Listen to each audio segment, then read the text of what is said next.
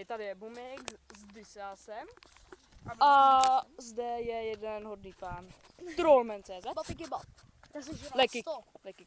Co to? Co? What the fuck? Dobře, takže tohle je náš první vlog. Bude se odehrát v Klatovském skateparku a budeme tady i 9. května. Bude to od 3 do 8. 2014. Pane bože, tak tamhle tu máš. Tak to dělám určitě zblízka, ne? Fóla. To je daleko. Dobře, takže to jdeme točit. Okay. Takže bude to 15 až 20 hodin. Bla bla, nedávej tam nohu! Dobře, údaje znáte. Takže, good. Dobře, takže. Ještě chci vás omluvit. Pardon za můj účes, ale Do prdele! já jsem omluven.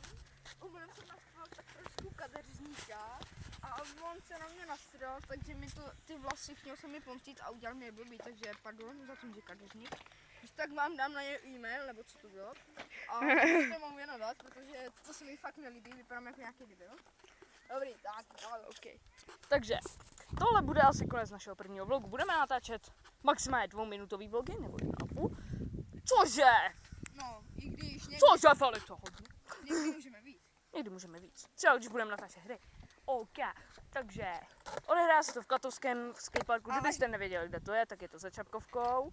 A A prosím, na chvilku to předám tady Disasemu. ano, ano. Okay. Tak. Kámo, Máš lepší prkno než Bumix.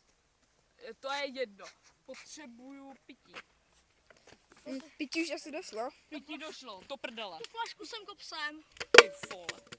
OK. Takže tohle bude asi konec našeho vlogu.